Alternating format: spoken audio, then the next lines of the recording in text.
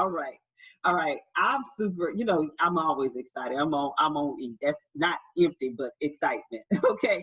When I spoke to this young lady, as Cherie said, she came highly recommended. And I mean, just spending a few minutes on the phone with her, I could see why. She has been in this tech field for 20 plus years, and the sister is bad. Okay, she was talking about some things, and not only that, it's like, when you have that confidence, when you know what you know, and that you know it. This is Talisha Shine. Y'all, I'm not going to hold her from you any longer. She is, like I said, completely documented. And I'm ready. I'm poised. I'm ready to learn about this blockchain, that you don't have to be a geek to make bank in tech. Give it up for Miss Talisha Shine. Talisha, welcome, welcome, welcome. Thank you so much for having me. Absolutely.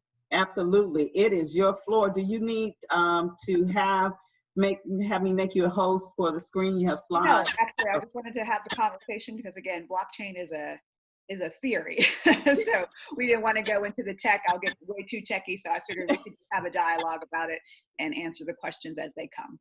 Awesome. Awesome. Well, what is this blockchain? We've been hearing about cryptocurrency, and some of us might have a little bit of knowledge, or just, we might have heard of some of the opportunities out here that's for a more individual level. But what is this blockchain? What is that all about? And how did you get involved with it?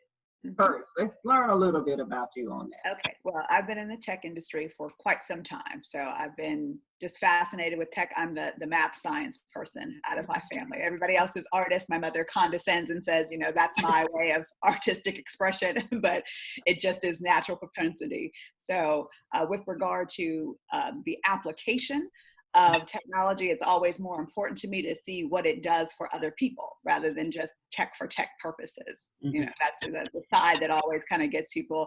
A code is great. It makes things work, but if it doesn't work for everybody, it doesn't really have any purpose. So I've always concentrated on user interfaces and the interaction and actually the foundational aspects of it.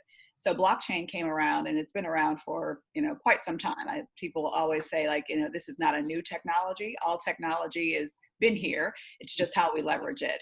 And cryptography is the main basis of this. So most people think of code breaking and code encryption. All of those things have been around for quite some time.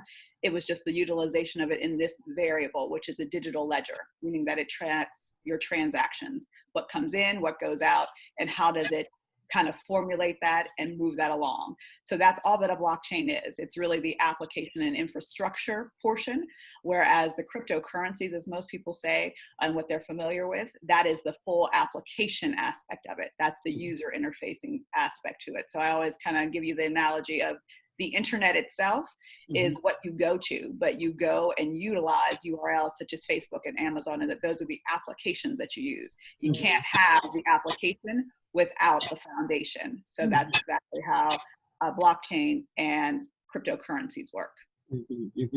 Okay, so so when I know what you said, let me just try to. Is so a credit card or your debit card, is that the data that goes on? Is that blockchain? Anything, any data, any transaction of value. So if I exchange information with you that's valuable, that's it. It could be health records. It could be, I'm selling a house to you. I'm giving you permission to come on and use something on my website. All of that is just data transaction. And that's just exchange of value. So whatever that will be, and we can, classify it and declassify it as we will. But that's pretty much what all of those systems kind of do. So it's not only monetary. I think most people kind of wrap their head around the monetary part of it, but we exchange data all the time. You give permission for things, your data location, meaning that I want to see something, I want to buy something, I want to look at a different information. All of those things can be considered the data, and the valuable exchange of that data is where that information would be tracked through. I love this platform because you could be ignorant and ask questions. So I don't have to say, forgive my ignorance. It's not. You don't know what you don't know. I I always say, do you know how Wi-Fi works? That's my premise. Do you even care how Wi-Fi works? All you right. care about is the password. The And password. that's truly what most people need to do. You don't always need to know the intricacies of the tech. You just need to know how to use them effectively. And that's really what it's about. That's it. But for me, the way I think, I'm a visual person. So what does a blockchain look like? Is it like, what does it look like? Is it a piece of fiber? What is it? It's infrastructure. It's just like almost, I would say, if you're looking at code, it's code that's transacted one to another. So think of it as truly blocks.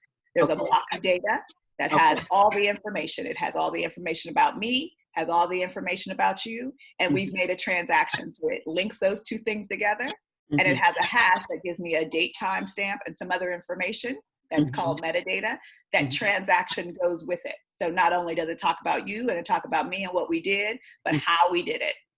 That's always there, and that's why it's immutable, because we can't change that. I can't change the day that I gave you that information. If I gave it to you on a Sunday, right, I can't say, oh, I gave it to you on Tuesday. It's time stamped and dated, so that's what it is. So we're not changing that information, and that's very critical right now with the security protocols that we're looking to have, that we need that data. Not only are we making sure that it's secure, but that the right individuals see it and can do what they need to do with it and not be exposed to individuals who don't need to see that information. Now, I know you have the background as well in a concentration of in healthcare. I remember us talking about. Yeah. So now, did you have in your team have anything to do with this new COVID tracker they put on the phone? No, we're actually fighting against that. Actually, at this point, these are issues with data privacy and tracking and tracing. I participated in a wonderful hackathon a few weeks ago from Consensus Health, and one of the aspects was a COVID concentration on trying to actually make tools and applications that would speak to that. And as I sat in the meetings and talked to all the wonderful individuals who participated, my one question was, how is this modularized? How is your solution able to not be weaponized? Right. And they would stare at me kind of like, I don't know what you mean. And I'm like, well, everything that you're creating, specifically with tracking information, is a liability, specifically for the African-American community. So, this is why it's very important for us to be in those rooms when those decisions are being made and when applications are being developed, because sometimes it's the frenzy of getting a solution done and trying to really do good. Most of the people are not trying to do nefarious things with their software. It's unfortunate that they can be, but that's what you have to do in the building process, is that you have to take into consideration how you're building something and if it can be used in any other kind of mechanisms. So the contact tracing is definitely a very strong point of contention right now, specifically in the IT field, wanting to provide safe, effective measures to track and trace some of this, but also, again, that it just has the ability to be exploited. And that's what we're trying to prevent.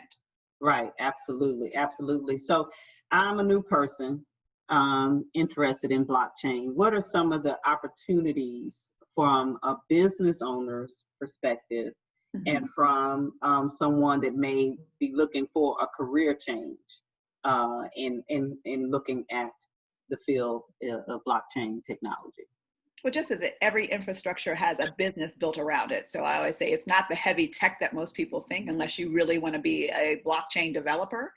But there are whole extraordinary amounts of other things that go along in this, because the legacy systems that are currently in place will need to be kind of transitioned to the blockchain. And it's not something that's a quick, just flip a switch and now just change a server. It's not that simple. And so the aspect of really looking into how to do that comes down to a business proposition. So there's project management. There's individuals who do business analysis to really even see if a blockchain is viable for, an organization. Not every organization needs that specifically. So there are a whole host of things that go along with, transitioning implementing, and even discovery of, what's coming down the pike. A lot of times it's more so just giving information to individuals who are considering it, and they're not, at this point in time, they're kind of just staying, trying to maintain themselves, but they have a forward thinking, they have a roadmap to, yes, we need to integrate or, move to a new technology.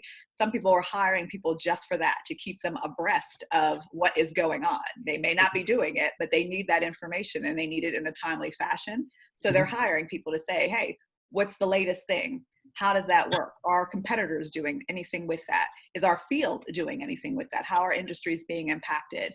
What are our timelines? So that person is truly just what I consider a content curator of what's going on in the blockchain space. It doesn't require you to be technical. It just requires you to be astute with the information that you're gathering for the company. Awesome. So you're saying you can act as a consultant. There are roles, both you could, as an independent business Most definitely. contractor as well, or perhaps working for a company that I guess would be looking for. Correct, and that's what we have actually formulated. You had Cherie on just a few moments ago. We formed the Black Blockchain Consultants several years ago just for that purpose, to not only educate individuals, but give them the ability to, as Cherie would call it, hang up their own shingle. Being that the consultant role is very viable right now, some people really don't need a full-time individual in their organization or even know how to utilize them. But being a consultant and being able to truly go in and say, this is what I can do for you, these are the services that I can perform, that becomes very viable, specifically in this environment, in this economic stage. So those individuals, okay, you all have the consulting firm. So the individuals that might have opportunities that they don't know that they would need to hire you, what would that look like? What would you say to a person to begin to think about this whole space of data and information and how this is transferred? You know what I mean? What we don't know what we don't know. So how would that person need to begin thinking of, yeah, I do need to consult with a blockchain consultant and look at how this can help my business as well?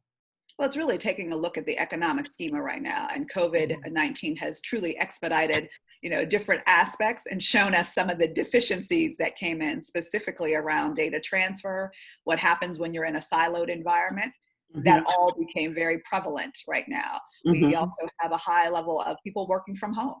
That's a stress test that wasn't really viable just a few months ago, and now it became that. So how do you secure not only your employer data, but also your customer data? How do you do those? So there's those kind of things that, like, how does this work now? And that's the greatest part about the ability to look at things not from a technological standpoint, but just look at it at an overall conglomerate and interoperability standpoint. We are now in a phase where we see what happens when you operate as a sole entity.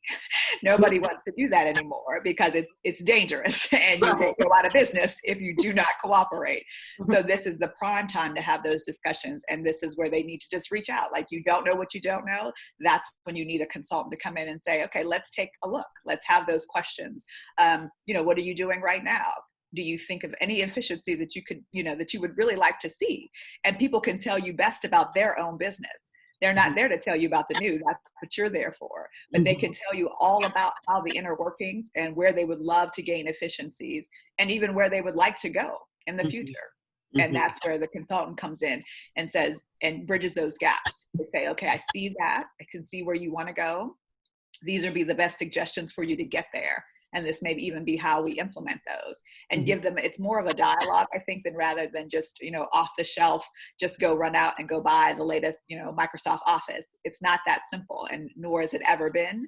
So we don't want to treat it as if it's just a solution for a solution's sake. You just don't jump on a blockchain just because it's available to you. You really need to think about your business and the overarching aspects of where you want to go with your business. Even for small businesses, this is a prime opportunity for them to actually use the conglomerate and get involved in this at this level to ensure that their business will actually thrive in the future.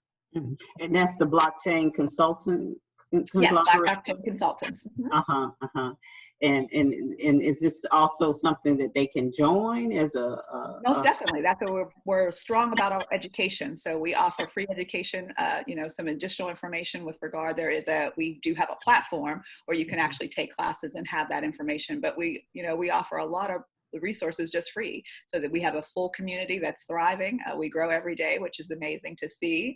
We have all these new faces and just people who are inquisitive, like, where do I begin? We help you with that as well, because that's a perfect example of transitioning. You don't know what you don't know, and you have to figure it out. And it's very hard to Google blockchain. You'll get a whole lot of stuff if you don't know. So the overwhelm happens immediately. So we pace you through that process. And I'm very active in that group where, just getting you started, because it's like where to go. It's been, my journey has been almost 3 years now. So I remember that feeling too of like, oh, where do I go? Because there's just a resource after resource after resource. But, to have a action plan of really how to educate yourself, I think that's one of the main value adds that our community gives them. Yeah, because you still have a person like me that's still trying to, what does that chain look like? What's it? You want to see it? I'll make sure I send you a picture. Yeah, definitely. I'll give you that. That's why, and we have a lovely aspect. We give all different type of resources for all the different type of learners. So if you're a vocational learner, that's one thing, and you're a visual learner, I see. I will make sure that we give you those visual documentation. Absolutely, absolutely, and I love the fact that you all are providing education, and we've talked about your impact with children and the STEM, what you're doing. So kind of share a little bit about that, because some people that are listening, they're going to be also with the replay, they have teenagers or younger children who have expressed interest, since we know we don't have to be a geek to be involved in tech, but I can imagine, and I can say geek because my daughter is a geek. Okay. It's fine. it's perfectly all right. All right, and she's proud of it. Exactly. Be proud of who you are. Yeah, so math and calculus and physics, that's her thing for sure. And I love every bit of that. That is exactly where we are. I'm with her right there. Yes, indeed. So for those of us who have children or nieces or nephews or whomever, how do we help make sure they get on the right path of learning and being on the phone? Because I can imagine the opportunities if you're talking about as a lay person, what they are for those who actually physically drawing or creating for me in my mind, having to see what that well, there's, again, children are the best adopters because, again, they're digital natives to the things that we are doing. And most of the time, it's a conceptual thing. And that's probably why we as older individuals are like, what does this mean? Like I always say, my daughter is 17 years old and she rarely has cash. She really doesn't understand the concept of cash because it's not something that she utilizes. She either uses her Apple Pay or a debit card. So with her transitioning into when I say, okay, you're going to do this transaction, open up your digital wallet. She's like, okay, cool. It's very analogous to what she's already doing. Yeah. I think young children, specifically in the aspect when they start doing transactions, they don't really overly think about what's going on in the back end like most people, but for them, it's just another form. And I think STEM specifically, with all of the things that are going on, we also need to include STEAM because there's an artistic aspect to it as well. And my daughter is an artist, so that's why I always put that in the sense that there's a creative and crafting, there's a UX and, how to, again, engage with the technology, because technology for technology's sake doesn't serve anybody. You're not seeing code every day. You're seeing a beautiful website that looks really nice and clicks and does all the things that you needed to do. And that to me is truly another aspect of the technical prowess, because you have to be able to translate how people want to utilize it. And we have a wonderful author in our community. Her name is Jackie Hayes, and she wrote a fantastic book called Blockchain Basics, and it's specifically for teens, but I also recommend it for individuals who just want to learn. It's a very simplistic, very structurally sound book, and it's just wonderful, wonderful. I've given it to a lot of kids that I know, and it just simplifies the process for you, just to give you those concepts, because really that's where you begin, is just to understand kind of the things that go along with it. And then you can have the other conversations that you need. But that book is I highly recommend it. And she has a corresponding workbook for it too. So there's a vocational aspect to not only get the concept, but then to apply the concept as well. Wow, and that's Jackie Hayes, Blockchain Yes, Basics. Jacqueline Hayes. Yes, it's called Blockchain Basics. And I love it because LaFern is like, she's in the right place with her fellow geeks here, and Black Nerds Rock is what that is right. Yes, I say you you know? own it. We own it. I call myself a blurk. I'm a Black nerd geek. Yes, it is. Absolutely, absolutely. So that's phenomenal. The programs that you have through that, and I can see how that ties right in with the 10K project. Mm-hmm. You know, as far as the opportunities. And I asked Cherie about those tech opportunities and sales as well. And I know you were talking when we talked about it. You had some insight on individuals who might be looking at that as an opportunity for them. So can you kind of elaborate on that? Certainly, I said consulting is really a powerful mechanism right now, specifically in just being able to, communicate effectively. I think that's where people have a lot of questions right now. We're in a very tumultuous situation from an economic standpoint, from a job standpoint. People don't know what they're doing, and they don't know what to do. So that becomes the impetus of really trying to define. This is why skill acquisition is really important. And the basics are going to get you further right now, specifically because we're not looking to, again, develop anything because tech is expensive. But the business analyst part of it, what does it take to get us there? That's the part where you need really interpersonal skills, all those soft skills, which I hate to refer them to because they're really great skills. They're not hard to spell, but people want to call that. You have to be able to ask those really poignant questions to really help someone get to where the next step is. Mm-hmm. And we're so used to, corporate is very much like, we've always done it this way, which is the most dangerous position to be in, is that you can't do anything. Like we've proven right now that you can't continue to do what you've always done. It's not going to work. So now you're in a really kind of intrepid position to say, okay, so how do we move forward?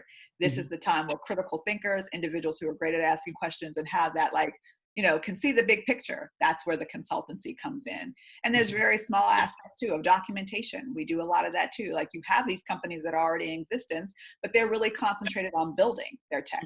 They're not really thinking about how it's going to be used, but you have to be that person again to kind of extrapolate that information and document it for them, because documentation is critical for acceptance and adoption. Because you could have everything in your mind, but the minute you get it in front of a user and they go, okay, how does this work? And you just look dumbfounded, they're not going to use your tech.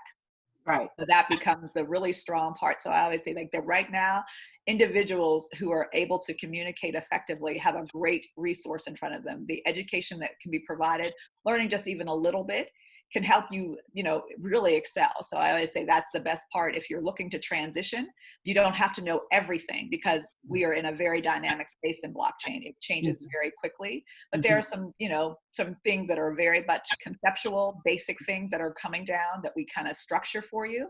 And then there's use cases. And that's where, again, if you're a person who can think outside of the box, or like, I have an idea, this may work. If you're good at those kind of things, then this environment is very, very viable for you right now. And I love it. LaFern said, yes, soft skills, she calls it essential skills. And they are, right, because you can't communicate if you don't. I said, you can build the greatest product, and I say, if they build it, they will come. That is so not true. Not true. that doesn't work in tech for sure. It may work in baseball, but it doesn't work in tech. You can build the greatest thing. And right now, because consumers are highly critical, they will tell you immediately if it doesn't work and how horrible you are at it. So you have that. So you have to be able to get those comments in the Play Store on different apps of like, wow. Exactly. And they're very vocal right now. They're very vocal to tell you, like, that didn't work. I don't like that button there. I expected 4 clicks instead of 5. They're very, very verbose when it comes to what they don't like about your product. So tech has to be user-friendly. It is now imperative. And all of those skills that are required have nothing to do with the tech part. They have everything to do with the communication, of how it will actually improve or be efficient for a person to use. You can tell the difference in because my background is designing websites, not coding. I know a little HTML because I have to, or I have the team to handle that. But as far as the design aspect, yes, you can tell the difference when there is someone that has a visually creative aptitude that builds a site versus, like you're saying, versus ones who are more, scientifically driven, shall I You say. can tell. Yeah. I always say, look at the old websites, Yeah. sometimes I go through and you just see how everything is left aligned and justified. And it just Yeah. is like rows of code. Like, Yeah. a programmer made that interface. Yeah. Yeah. it just is. And you can tell very clearly. And then we became sophisticated. And that's with everything. We don't expect everything to look perfect and great, but it has to be functioning. But now there's a little level of, I would say finesse that now you just can't come out with any old thing that doesn't work right now. You do have to have a level of proficiency, and that really requires somebody with design skills, communication skills. Like, what does this really want? Like, what do you need? And right now, that's the biggest aspect, because before we used to build things and then thrust them into the market and expect people to buy them. We're just going to, hey, this is good for you. And no one accepts that anymore. They're like, but why? Why is it good for me? How does it work for me? They're going to ask that question. And now we have a dialogue with our consumers in every aspect. So it's not just a technological aspect. It's every product that is built has to have some dialogue. And really, like I said, we have sophisticated consumers that do not accept just any old thing anymore. And so they want data security. They want ease of use. They are demanding these things. And this is where the technology has to support the demand now. And I mentioned that for those my lay persons who are listening, who have that essential skill set, who have that visual set, to perhaps see that as an opportunity to partner with, some of these tech firms out here that are creating whatever that blockchain looks like. Yeah. Well, they need that front end piece. They need that application level to show them, because like I said, you're building something that is just pure code. It doesn't have an interface. It doesn't look like anything. And so that's what I'm saying. How do you see how the transactions move? You'll need to have some interface to kind of look at that and say, okay, I can glean that information and then push that to somebody to say, now I see it, because you would never know what's going on back there unless you were deep in the code. So that's another aspect to it, that there's a business around tech. It's not just an entity unto itself. And I'm a proponent of that all the time. Like, I love tech, it's great, but it doesn't survive by itself. It really needs to be integrated into a bigger ecosystem. And that's exactly why the business of blockchain is the consideration for most people. And there's more top tier, design, business functionality than the tech itself, because once it's built, it's maintained at that point. Whereas all of those other things are very transitionary and said very dynamic at this point as well. Awesome. Thank you. LaFern says she got the book.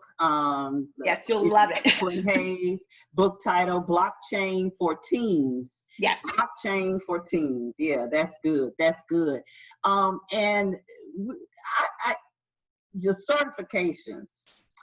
Can you share a little bit about, with some of those, like I said, who are interested in the certification process? Of course, I could say, how long is it? But I know that depends on, your life. And most of them are self-study. Yeah, there's a large array. And I think that's where, you have to pick and choose, just like you would pick and choose a college. What are you looking for? And I would always say we have a culturally relevant kind of certification, because again, sometimes it's just difficult to listen to other individuals, because sometimes they are coming from a different ethnicity, a different perspective. And so we at Black Blockchain Consultants have truly come up, and we have a specific entity, an education arm called blockchainstudies.tech is where you can go and you can see that. And so we have, different classes, we have a certification, and we even have an inner circle. So again, you get support. And I think that's one of the strongest value adds, is not learning in a vacuum by yourself, because that doesn't help when you have questions. So we as a community actually help you with your learning. We are there and supplement all of that. So you not only can read something and take a few classes and you say, hey, I don't know what that means. You can turn right to the community and say, hey, what does this do? I'm not sure. And you have a wide array of individuals, including myself, to help you kind of get you to the next point. So that's the aspect. So you can go to blockchainstudies.tech and see all the myriad of courses. And we have, some really interesting, I think, again, predominantly for us and our community, but they're for the general public at large, but also with regard to the things that are really available. Like we just launched a crypto economics course. So we get a lot of people asking for like, how does the crypto space really function? Because there's so much going on in there and it changes every single day. But there are some basics about that really help. I did a course with regard to blockchain and healthcare. How does it fit? Where does it go? We have smart contracts, which is the basis of the logic that goes along with how to execute some of those transactions. That's always there as well. So we have a whole array of things. And I think, like I said, because you have a community, I know that's one of the greatest things. It's always say, like, to have a personalized study group at your disposal is infinitely helpful when you are learning something brand new. Absolutely. And that's and that was actually the Stacy that found that book. Thank you so much. Yes, Stacy, thank you.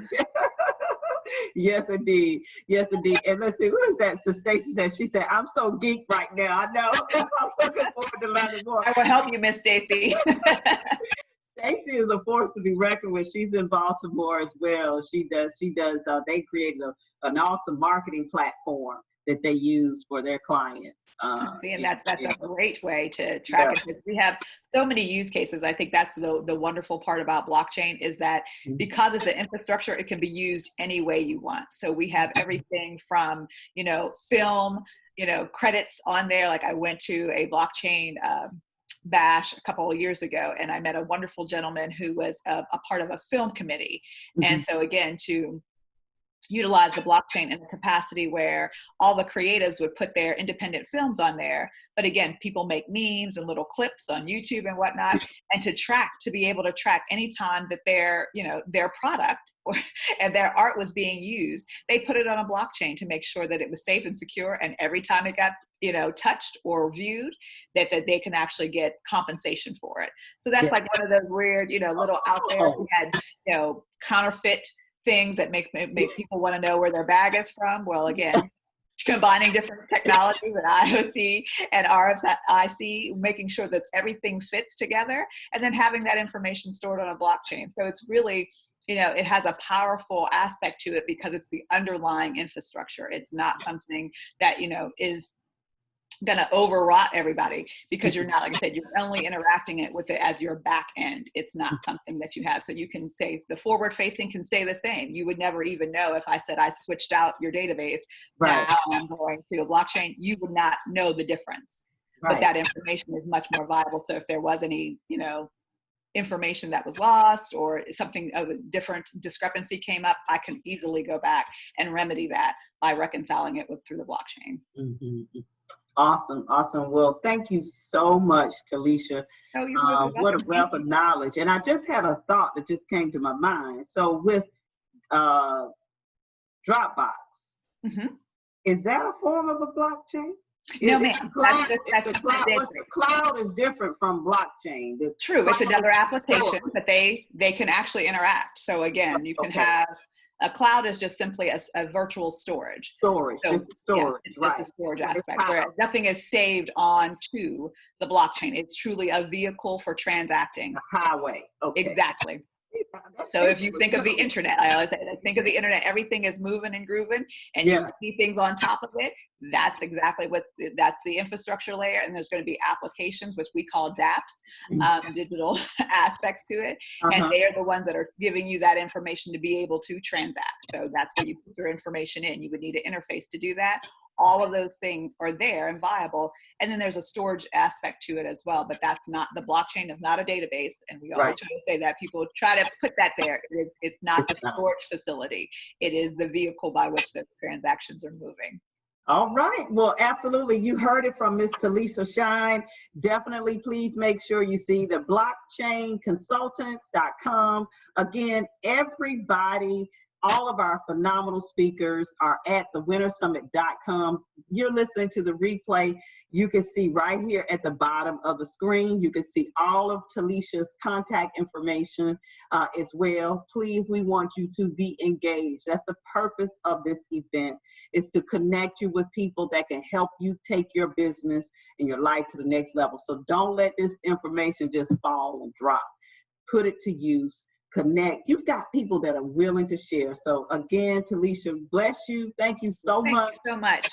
And I'm looking forward to definitely staying in contact with you. And I've got that blockchain vision down now. I'm going to get you. I got something right for you. I'll send it right over.